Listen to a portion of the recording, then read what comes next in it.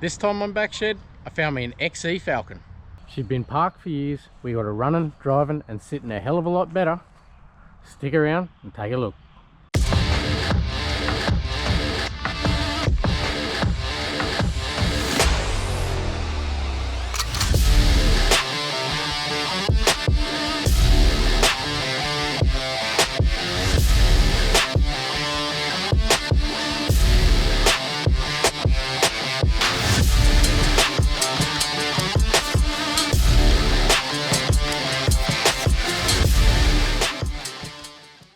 When I saw this car, I really did want it.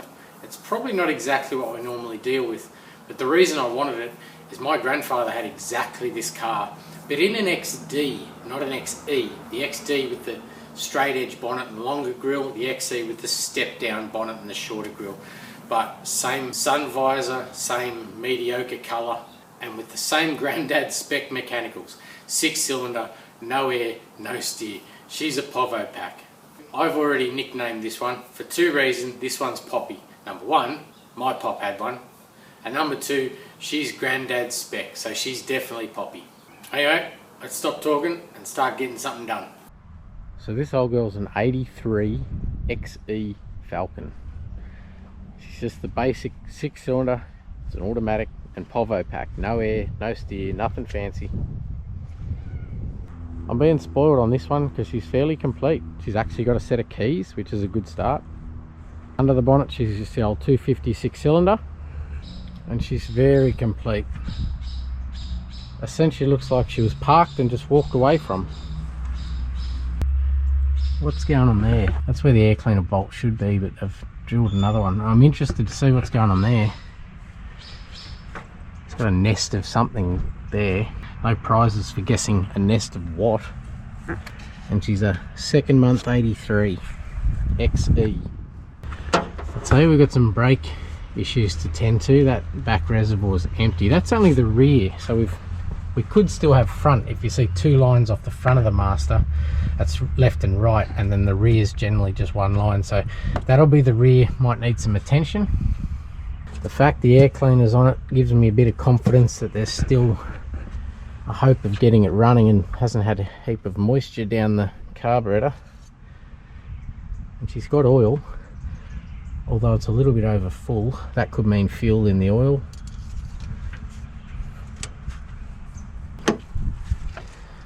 So inside, she's complete.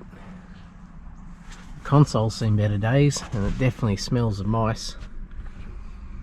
But check that out. Unhacked factory radio. Dash is pretty good. 417,000 Ks. She's new. And check it, the O'Connor gauge.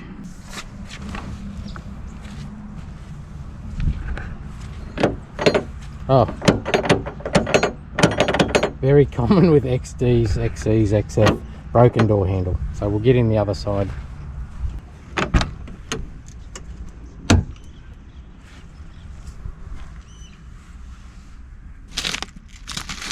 I thought that was taped over a rip. The seat's mint underneath. I thought that was covering a rip. It's a bit mouldy inside the doors.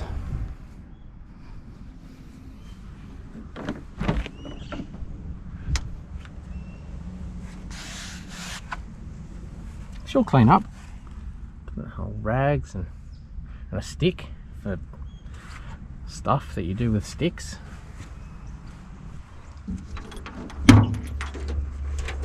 Oh crap. My confidence is dwindling. When there's a starter motor in the boot, generally doesn't mean anything good's happening. Got some hay. A couple of jacks. Ah, a chrome door handle.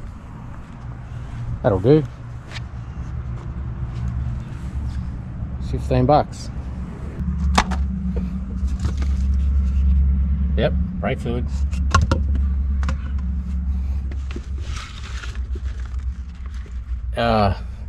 Carburetor repair kit. Well, at least we've got some stuff to repair it with if it's got an issue. Oh yeah, there's a a diaphragm, engine oil, brake pads, a couple of radiator hoses there. Maybe they were good on their maintenance, not bad. Maybe it's a good sign.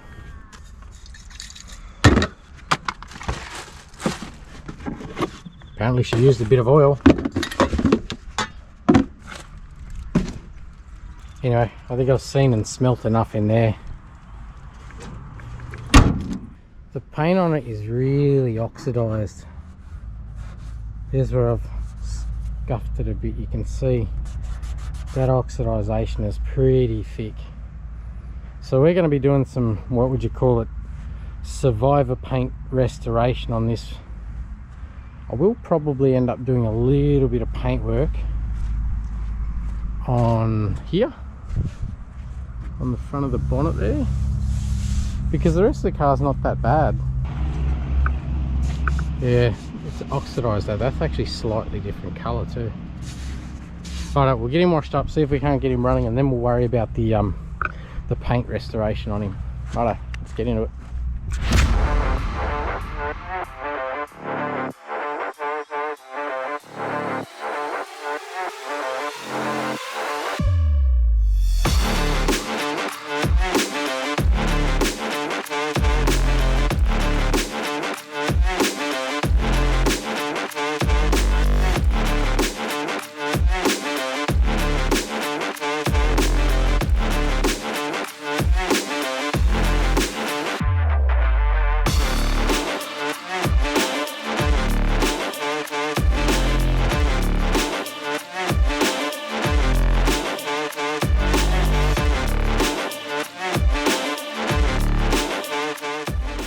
Check this out. That's just after a wash. It's all washed up, and let's face it, it looks no different. Got a lot of dirt and shit off it, but it looks no different. We'll see if we can't get him to run. Now, I put a charger on that last night because that was showing 2 volts. So whether or not there's a chance of running it, we'll replace it later. And it's dated. That's a 5 stamp there, which would be 2015. So you'd have to assume in 2015 it was running and driving, and there's a little bit of paperwork in the back saying 2016, so this could have been running as little as 6 years ago. But the carburetor kit in the boot and a starter motor in the boot, but it has got a starter on it. There's the starter there. Might have just had some troubles, and everything looks hooked up. But we'll get the air cleaner off, find out why that sketchy nut is there rather than where it should be.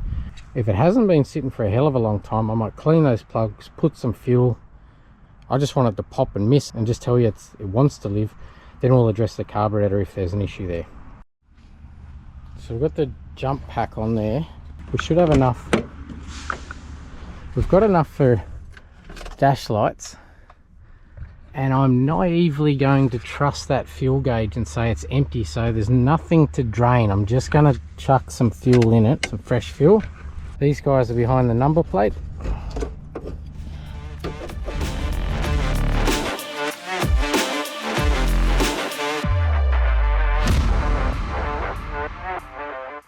We've managed to get dash lights, as you saw. What I'm going to do now with the fresh fuel in the back, I'm going to go down. There's the fuel pump on this one is down there, if you can see right there. I'm going to disconnect the line to the carburetor. I might actually take it off up here where there's a hose clamp and a rubber fitting. So we'll get the air cleaner off, get the fuel line off, and then maybe see if we can wind it over. I'm interested to see what's going on with that starter because, like I said, there's one in the boot. We'll get the air cleaner off, disconnect that fuel, so if it does wind, anything that was in the line doesn't end up in the carburetor.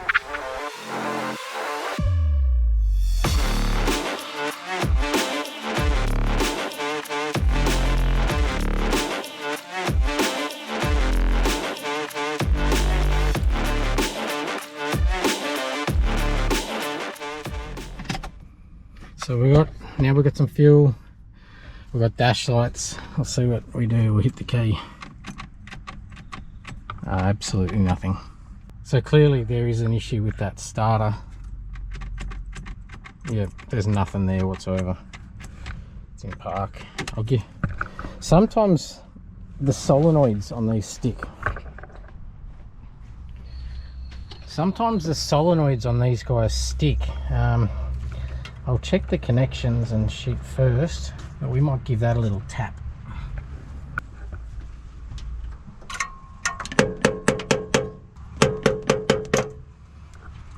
Just use a nylon mallet or something like that so you're not damaging anything, but sometimes they stick and they won't engage, so we'll see what we've got now. Oh, that's winding, people. So if we wind, I want to see fuel spurt out here. I'll come around. In order to see this pump work, I want to see fuel spurt out here. Now, ignore this little filter. It's just what I had. They're just a motorcycle filter I had in the shed. I will go and get some new plugs, fresh oil, and some proper filters after we get him to fire up. The reason I'm putting a little filter in there, there's no filter between the pump and the carburetor, which is not shocking on something that's getting towards the EFI models. This was the last of the carbureted ones. They all started to go to filters under the car. I'd still like to have something between that pump and that carburetor. For now, I'm going to wind on it and we're going to watch here, see if we can get some fuel spurting out there. So I'll just...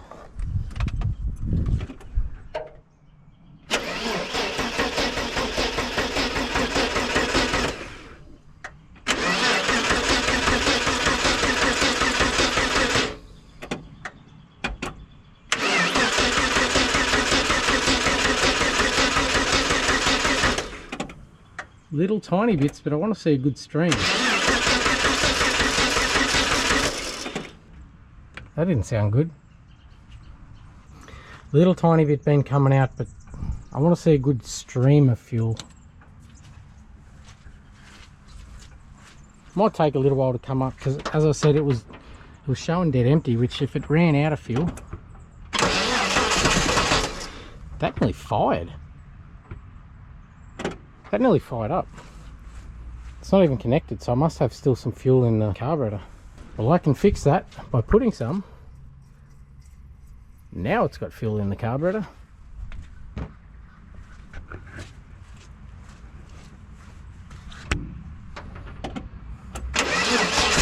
Hey, she's everywhere. Jesus Christ. Poppy's alive. Well, I'm going to connect that up. I'm going to see if he'll sit there and idle.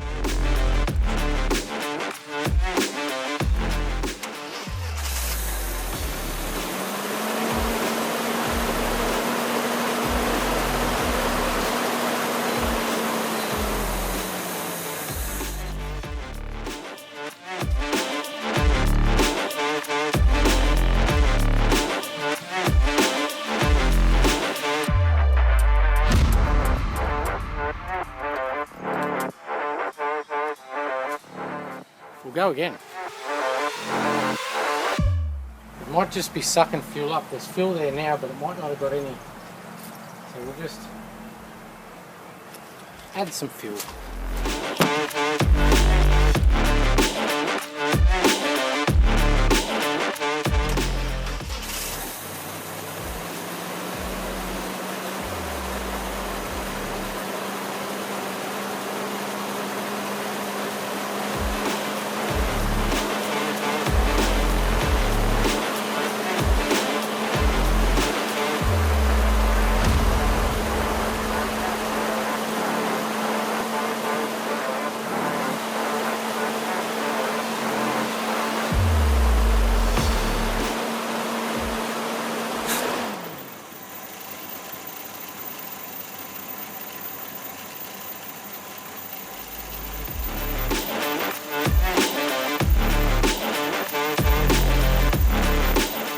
Poppy's running.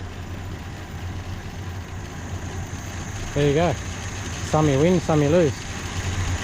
I'd say there's still a lot of fun coming because obviously with a carburetor kit in the boot, that's not a good sign. But let's see if I take the jump pack off it, get some shit out here and see if it wants to move, because it's got no transmission leaks or anything like that. It's not idling well, but it's idling.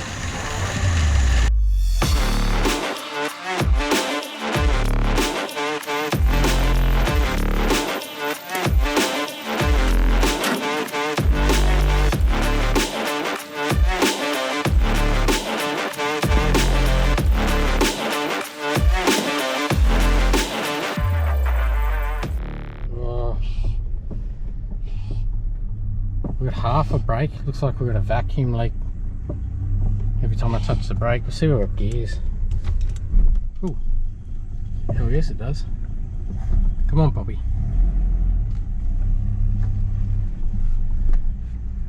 Bobby's away.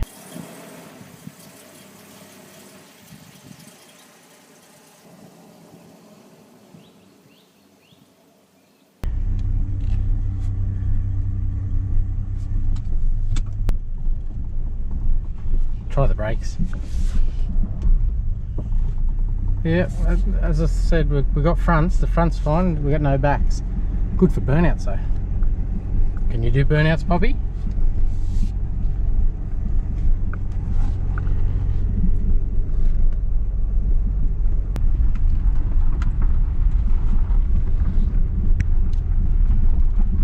What's the econo gauge when you floor it? Oh, she didn't like that. She's still got that carburetor issue there. You can just, every time you want to sit your foot into it, she's not happy. Ooh. She's only on about 5 cylinders, but she's running.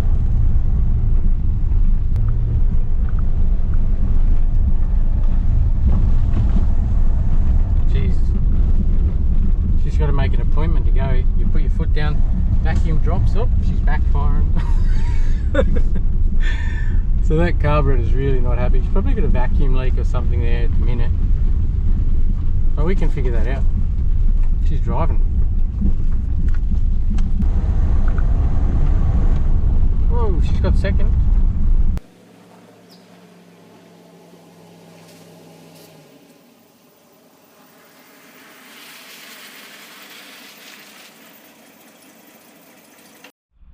So that was a little bit unexpected. But before I go patting myself on the back and saying how easy was that, because you know what'll happen the minute I do that, it'll gloriously kick my ass.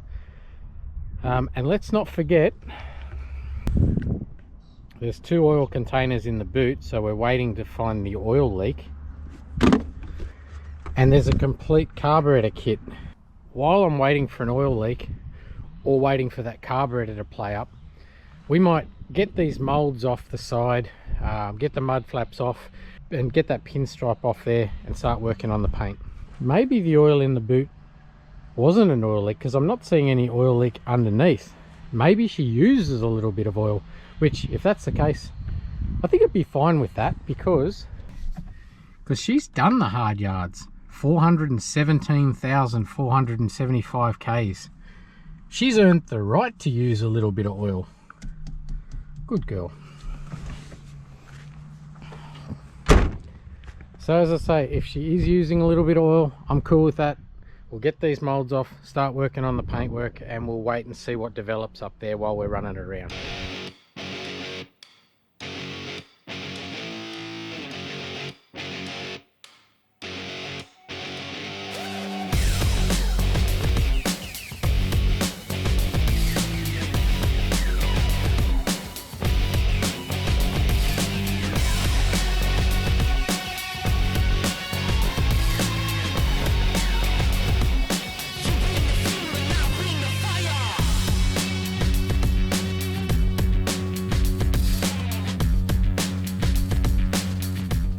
Mud flaps are off, but I feel a little bit bad because they've obviously been on there for a long time.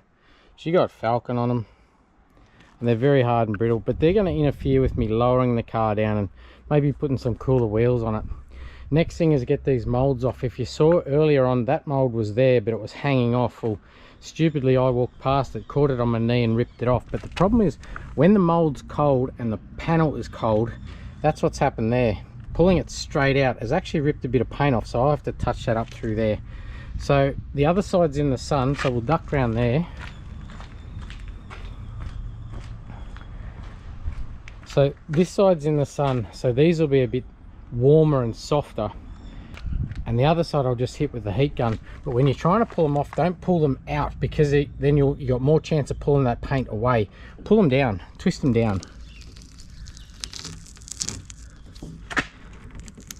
A little bit coming away there, but if you can get them warm, just pull it down, and we'll see if we can get them off that way. Get all these off, get all this tape off with some Prepsol or wax and grease remover.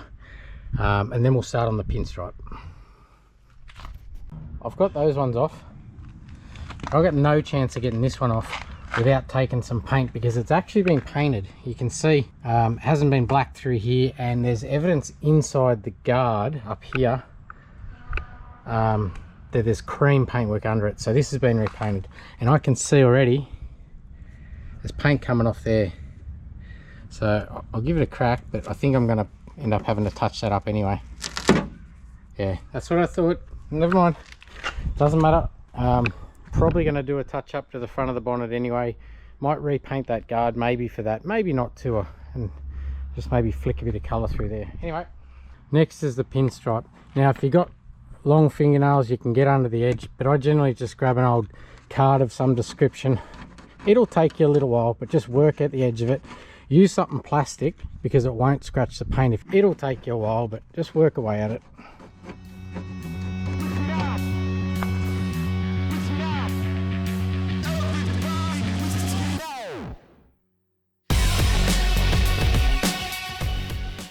The old card trick, sliding it along there, it's taken a fair while, and I'm getting, let's face it, I'm cracking the shits with it because it's taken too long. If you had a really collectible car and you're trying to save on the paint, I recommend taking the time, but I'm kind of running out of patience, so I'm going to take a brand new razor blade, and I stress a brand new one, so it's not grabbing at your paint. And if you can get it as flat as you can to that panel and slide it along, if you've done it a few times before, you can actually get along there without cutting the paint. But I don't recommend it if it's on something that you really want to save on the paint, like a collectible car. This guy, you saw some paint come off there, he's got some marks there, needs some paint on the front. It's a little bit off there, a little bit off there. If I happen to nick it, it's not the end of the world. But I'll see if I can run the blade along here, as I said, get it really flat to the panel and then slide him along.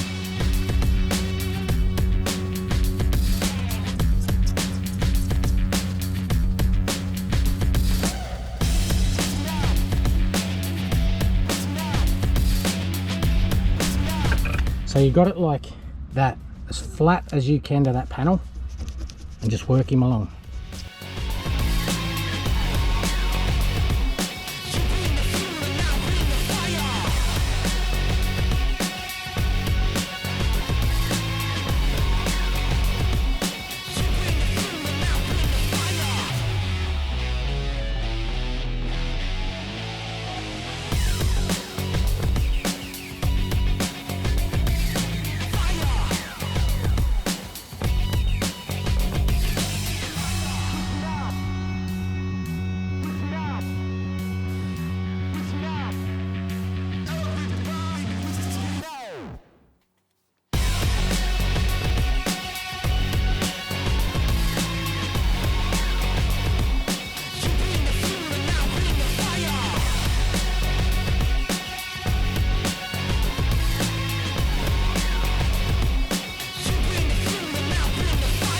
So that's the pinstripes off, the molds off. So I'll cram one more bit into the end of today. We'll get the boot open and start cleaning it out, because there is some funky shit in here.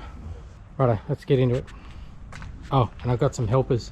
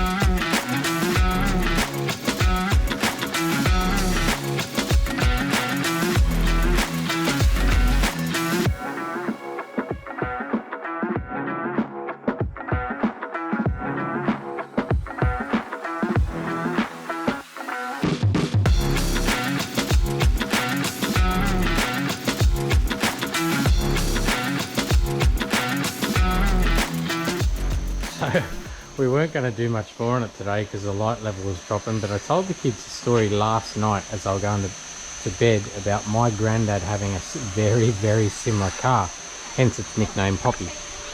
We have now pulled the seats out,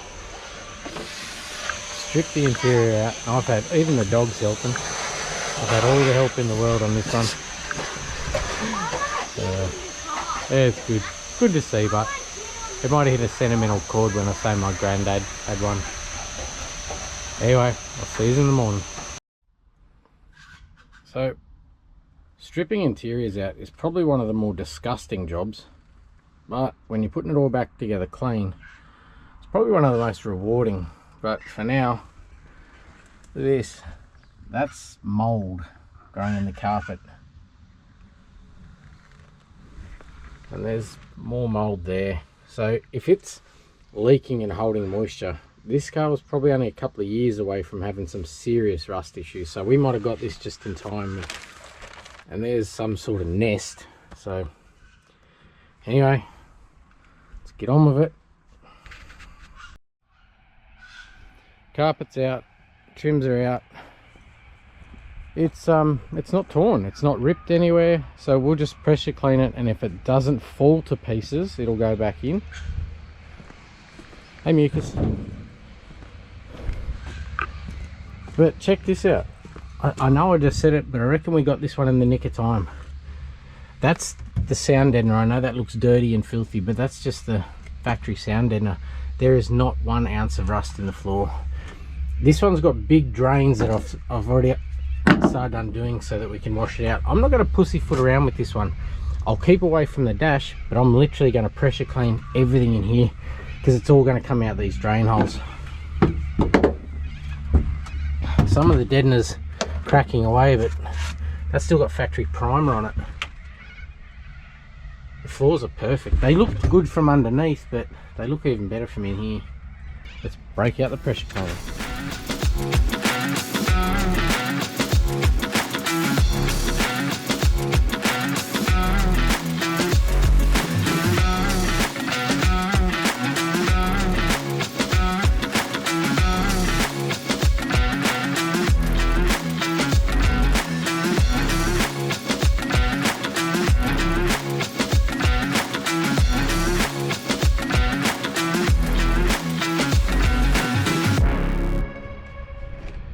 You may think my cleaning regime is a little harsh, pressure cleaning inside and out, but take a look at this. While you got it stripped down is the best time to get in there. There's nowhere for moisture to hide. Clean it out properly, dry properly. We're going to do a heap more work to this, so I'll leave it apart and let it dry. But check this out. I don't think my cleaning regime's too harsh at all. That's green, and that is a mouse nest that was behind that cover. I started washing it down, had it almost clean, and then all this green shit started oozing out of there. It's not too harsh. She'll thank me for it when she's done, and she'll get plenty of time to dry out. Alright, let's get into it.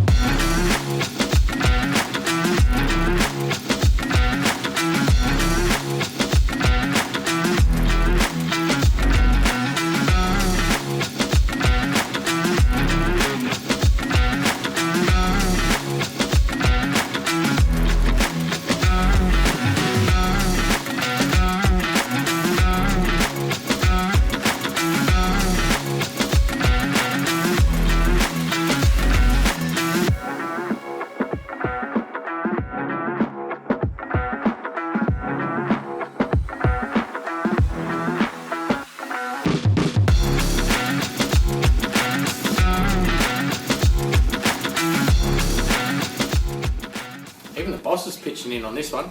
I could get used to all this help.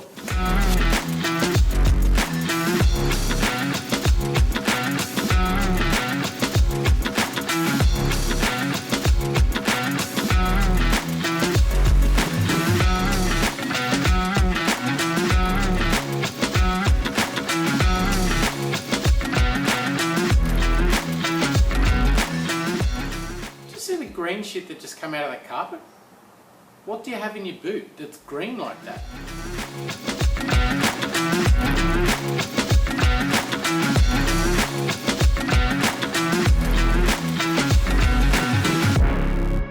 So interior's all washed down. While we're waiting for that to dry, we're going to get into the paint. Now I'd definitely call this survivor paintwork.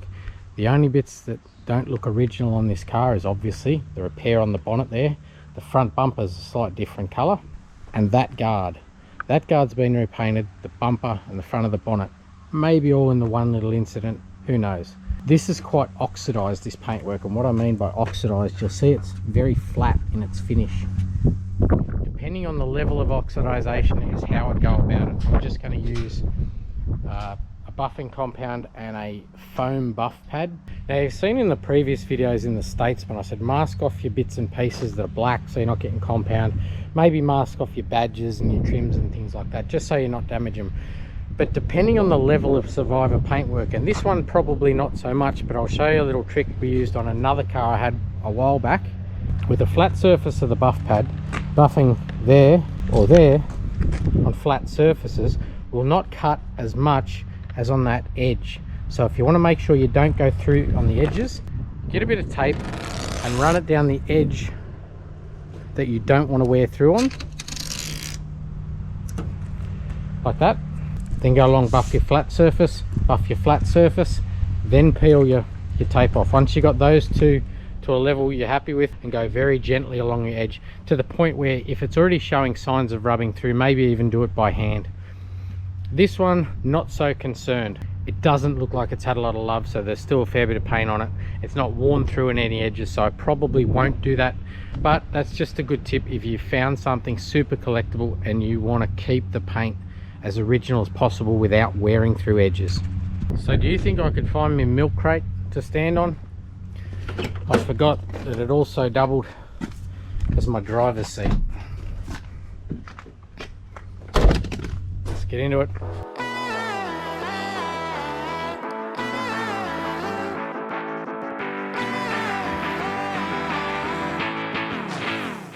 That's the difference there. Why I say there's two techniques is depending on the level of oxidization, you can either just buff at it the way it is. I'm over this wind, like over it. Buff at it the way it is, or you can go down the path that I'll show you in a second. How to tell whether you need to do one or the other is on the face of your foam buff pad, you can still see the grain in that. That means it's not clogging. This is borderline. It looks like it wants to clog, but I'm just going to persevere with it. If that surface goes like leather, like a sealed surface, then the oxidization is actually clogging up the pores of the buff pad. And if that's the case, we'll go back to this technique. I'll show you now. So oxidization is actually the surface of the paint breaking down via sun damage or just age. And if I go back to a car we had about 6 months ago, it was a 67 HR wagon. It had all its original paint over the whole car, but the oxidization was so bad that you really had to open the door of the car to even see what colour it actually should have been. The way to attack it if you want to save on the paint but it really has deteriorated that bad is grab yourself some 2000 grit sandpaper. Now it's the grey one, is silicon carbide or a wet rub paper. The reason you want to do it wet is as you're sanding the paintwork, the water helps flush away the oxidization so it's not clogging your paper. The reason I say 2000, it's super fine. It'll sand away the deteriorated paint without leaving any real coarse scratches behind that you're going to have to really work out to get rid of.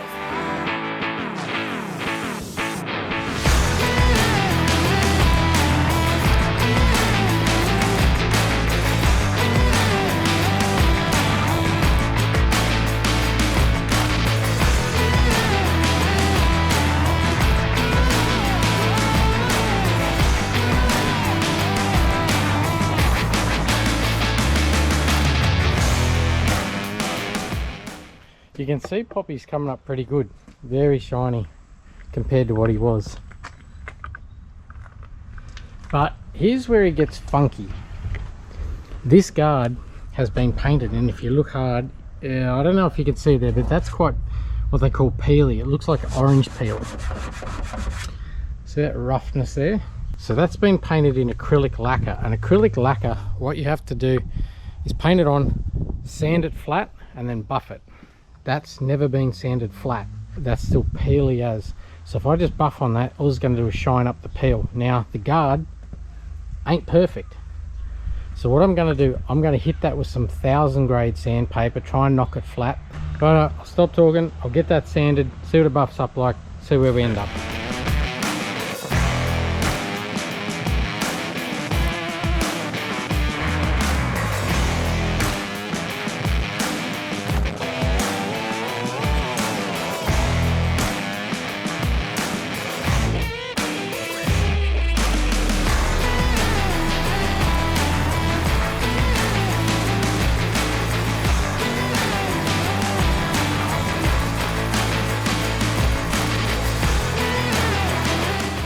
Now I've left this section to last, and I don't know how well you can see it in the video, but if you see this area here, there's an acrylic blend through there, and there's the outline of it. It's clearly two different colours.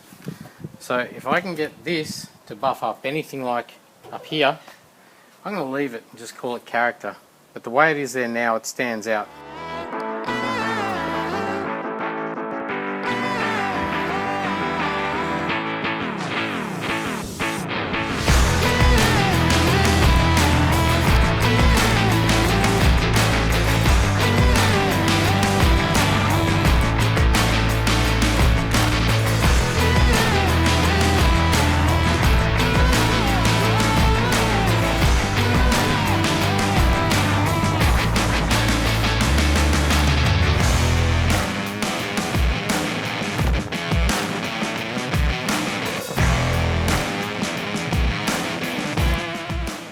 I'll wash it down, see what I think of it, but we might save the painting tips for another day, and I might leave it like that.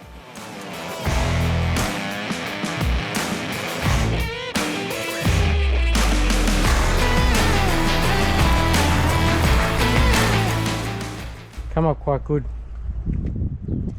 So we'll run it back over, wash all this compound off, and that's one thing when, if you are buffing something like that, go and get this compound off quickly. See all these little spots everywhere?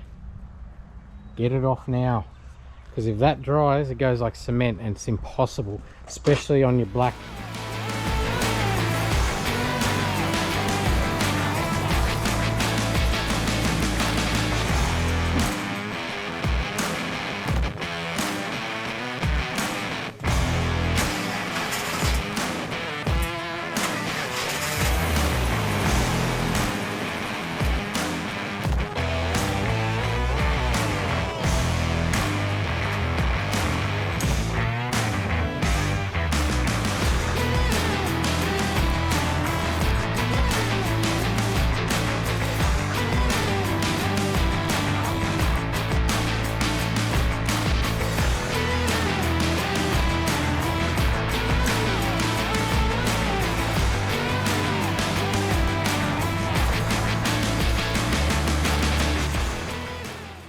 So the XC's cooperating, we're actually moving through it pretty quick.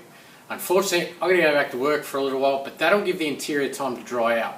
So when I get back, interior's going in, and then we're going to address this hideous ride height.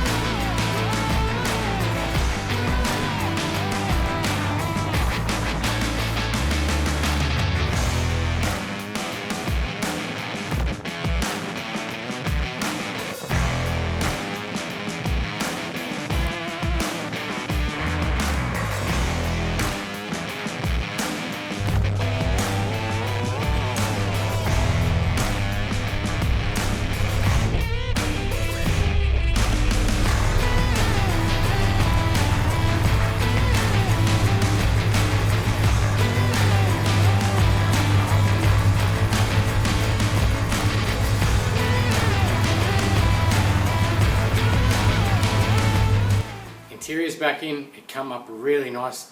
I know it's still got a different seat in it, and the console basically disintegrated and turned to dust when I tried to remove it, so it's still busted, but I can worry about that later. Right now it's running and driving. So next job is get her up on jack stands, wash down underneath, and then we'll attack these springs.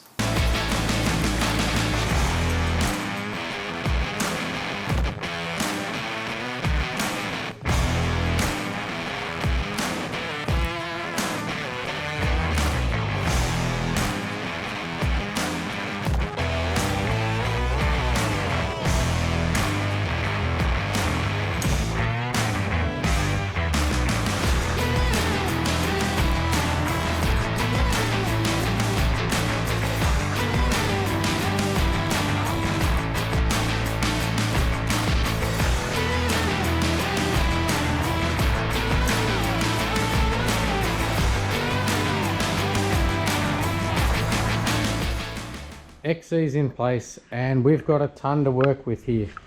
I'm going to drop this gap here, but I got to tell you, I reckon this is the tallest vehicle other than my F-Trucks that I've ever owned. I've measured from the tyre to the guard and it is 120 millimeters, essentially 5 inches. I don't think we'll use all that 5 inches, but we've got to get him down lower than that, and I'll probably run out of shock travel before we get that even close, but I'll go into that once we've got a shock out and show you what you mean. And out back we've got 90 millimeters tyre to wheel arch. So first thing I'm going to do is I'm going to get in under here and try and get an idea of if we've got 120 mil to work with.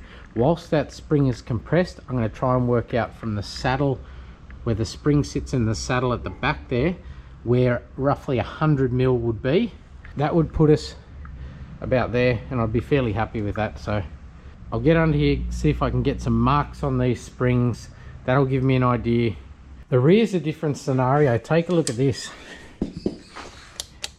See how tight that coil is? That's at the top of the coil. If I can get you in under there, that's at the top of the coil. They're almost bound up. And you see at the bottom of the coil, that's where your spring does its movement. So when we're going to trim these ones, when I get them out, I'm actually going to trim it from the top, because if they're bound up, that's essentially just a spacer. There's no actual spring action happening there. It's all in the lower section. So if you trim the lower section, what you're going to do is you're going to be left with this. It'll be a solid spacer and it'll ride like a busted ass, which it'll probably ride like a busted ass anyway, but it's only a cruiser, so we're not going to worry about that. We're going to move on. So I'll mark it compressed, we'll get the spring out, we'll get him cut, get him back in, see what he looks like. This could be a massive fail, but anyway.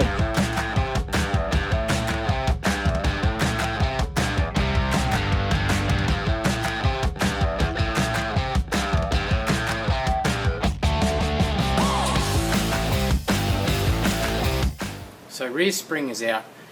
Here's why I say try to get a measurement while the spring is still in there and compressed. This is the point I was measuring from. It's the end of the coil in the saddle. And there's my mark there, my little pink mark there. That was, I got a piece of cardboard, marked every 10 mil so you could fit it up there. Very difficult to get a tape measure up in there or vernier, so I just made a little cardboard, slid it up beside the spring. So you saw it had 90 mil from the wheel arch to the top of the tyre. Well, from the top of that coil to my mark there, compressed, was 60 mil. Why I wanted to leave 30 mil difference is the tyres that I'm putting on this are 10 mil taller, which will leave me 20 mil gap, and that's going to allow for occupants and fuel, and it's still going to be pretty low. So I do want to drive this. I'm not really into the whole right on the deck, so every bump you're tasting your own colon or anything like that. I'm not into that. So the reason I say do it compressed is if you have a look at that distance now, from the end of that coil to my mark is 105 mil, because now you've got all your gaps back here. If you saw in the video before, all these gaps were compressed. Now that's the one bit you can't really allow for when you're cutting them. You can't allow for how much more these are going to compress. So in a funny way, I still think it's going to be lower than my 60 mil compressed spring rate I cut out of here. So we'll wing it, cut that out. If it goes a bit lower, I just won't put any fat boys in the back. Alright, stop talking. Let's get into it.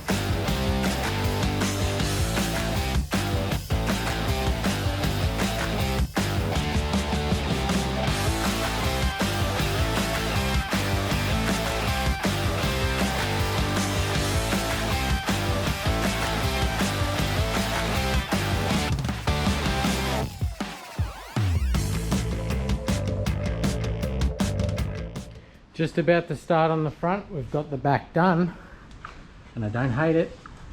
I reckon we came from 90 mil and there's a little gap there.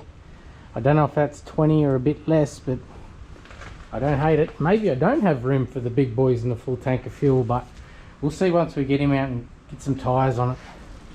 Righto, we'll get into the front, see if we can't knock a heap out of here.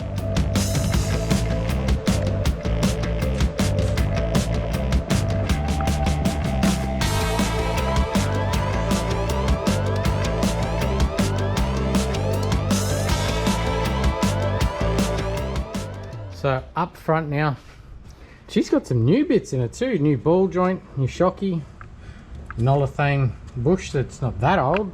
Good-o. Anyway, back to the lowering. So you saw with the previous Q video, the spring is here. It's below the upper and above the lower control arm. What you're essentially doing is knocking one ball joint off and swinging the lower control arm away, and the coil just falls out. Not the case with the Falcon. The spring is above the upper control arm there. So it doesn't matter how low you want to swing the suspension, that spring's not going to come out because it's bottomed out there. That upper control arm is already resting on the subframe. So what we're going to do is knock these fellas out. That's a spring cover, and also it stiffens the inner guard as well. It's quite thick steel with your bump stop. So we're going to knock these three out, take that off, and wedge the spring compressor in from this angle. Now, if you've ever thought, can I live with less fingers, this is the way to find out. Get your spring compressor in there, but be awful careful, because when it goes bad fast. Anyway, let's get this out and get on with it.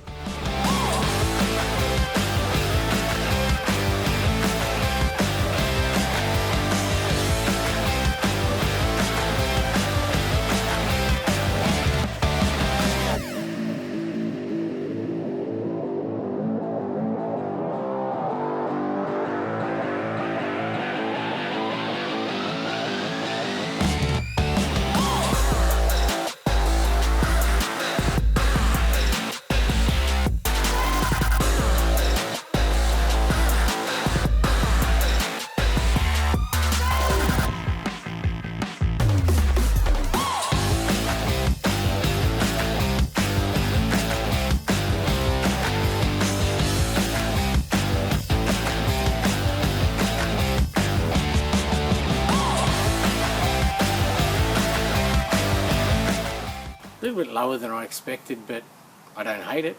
I actually like how it sits. So I give those springs a real good hack. And with the Falcons you can, they've got a very long spring, and this one actually had some heavier springs in it for the rear. So when you take that much out of the spring, 100mm in the front, you'll definitely have to replace the shock. To keep it real basic, why you have to replace the shock. And this is a Holden shock, it's actually out of the old EH. There is a piston connected to this shaft. There's a piston in here and valves at the top and bottom. And as that piston travels up and down, it transfers oil from the lower section on compression to the top and vice versa when it's extended. But I'll show you what's happening with this guy. This is a very poor drawing of a shock, but the basics are, there's the piston inside and its usable ranges here. As this piston travels up or down, the oil's able to travel out through the gap and up the side and into there. What's actually happening when I've lowered the car is this area is shifted down, so I would say the piston is now probably more in that position there. So when the shock absorber is extending, it can move up, but there's nothing left. Once you're compressing it, it's coming past that valve, and so it's basically locking the oil in that section and essentially making it feel like you're riding on the bump stops. Hydraulic locking the bottom of the shock. The piston's going past the valve, which allows the oil to transfer. On with the next job. We're going to get these brakes bled and find out what's going on with the rear brakes, because if you remember, the rear section of the master cylinder was almost empty. I'm not going to get in on the hoist because I'm going to be in and out of the engine bay, topping up the master and also pumping at the brakes. And just do it out here. Get him up on jack.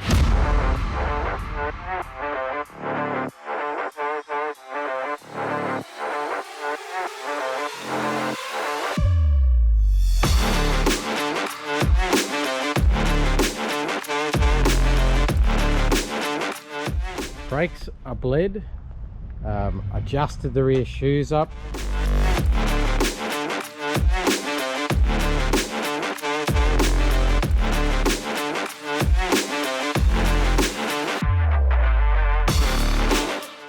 Now, one little bit I do want to tidy up is where we took the body moulds off.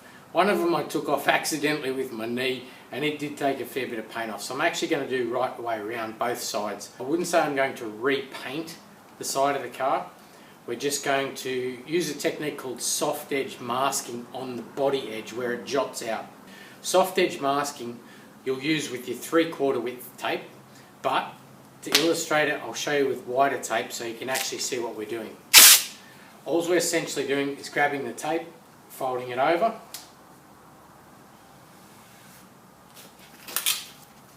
like so. So when you stick it to the panel, the air can actually get under that edge and lift it up, because that section that's doubled over will not stick to the panel. So as you're painting, the air rushes under there, and instead of leaving a hard edge, just stuck the tape straight to the panel, it would leave a hard edge down the side of the tape. Using it doubled over like that, it allows the air to get under that lip and just leave a feathered edge all the way down. There you can easily buff the edge up. We're going to blend it down the door around about 2 inches.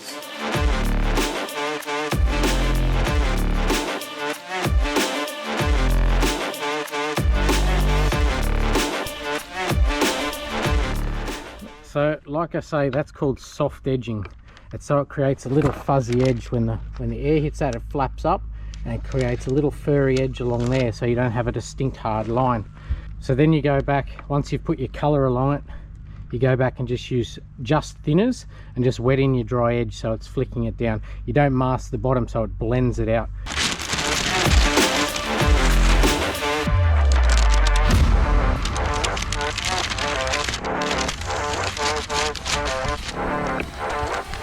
Especially when you don't have the facilities to colour match. The reason I've backmasked off that roll, it's a bit like when you're painting a room in your house. You paint to a corner so the colour is lost in that corner, or the colour change is lost in the corner. It's the same here. You lose your colour difference in that roll of the body panel.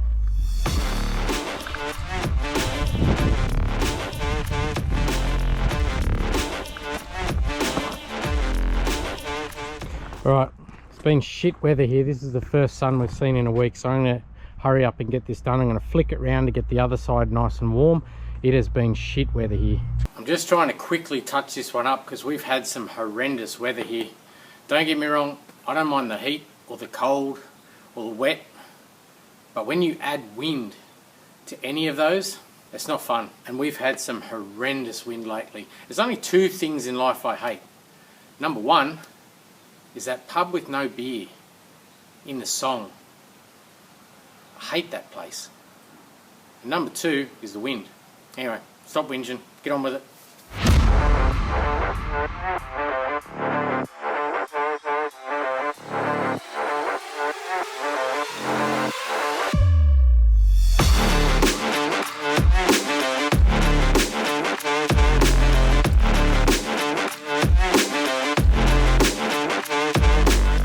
I'll show you essentially what I'm doing on this paper here. So I'm just flicking the colour like that. So you're just putting a little bit of colour, and see how it fades out to nothing? That's your acrylic lacquer colour.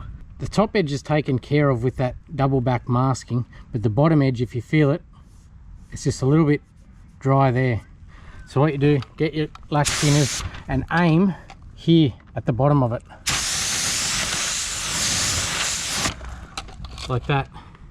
You'll see that's lacquer thinners, got no colour in it, and that'll wet in that edge. And what that does is it just blends that dry edge into your other paint, and then you can run the buff over it gently and tidy that up. That just blends in that colour.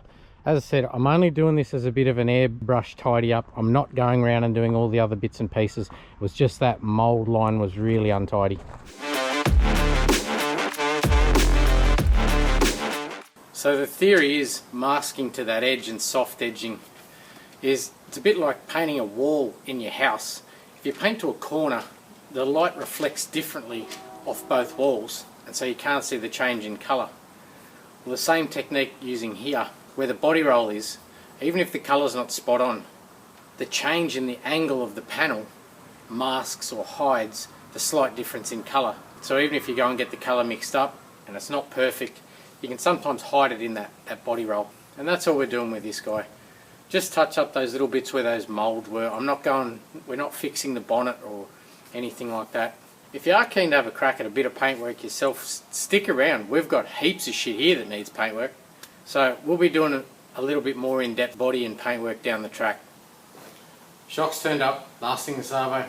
I might as well get them in tonight.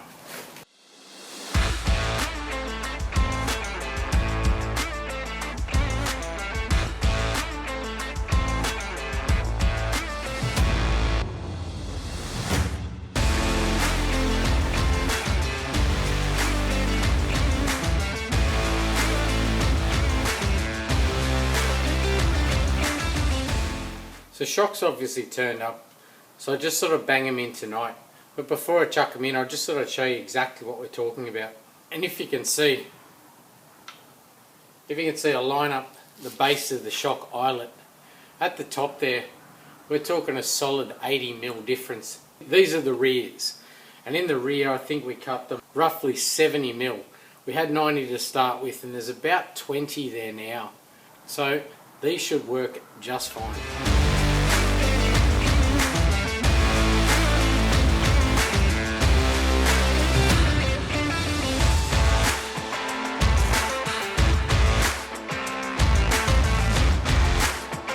Shocks are in, and we'll take him for a run tomorrow. That's pretty much it. But I really enjoyed this one. I know stock mechanicals, it's not exactly high performance or anything like that. And whether or not you enjoyed what we've done to Poppy or not, the one thing I enjoy about him is he's not parked anymore. And that's the main thing. That is the one thing I really like about cars, is you can give one car to 4 different people. It will come back 4 different ways. Whether it be resto mod, whether it be pro street, dead stock. It's all good and I love all of it. I'd love to see Poppy as a sleeper. That colour is definitely a sleeper colour. Maybe we could put the stock wheels back on and lift him back up and do him as a sleeper. But I'll tell you the one I have been looking forward to. And do stick around because he's coming up next. Mucus gets his big block.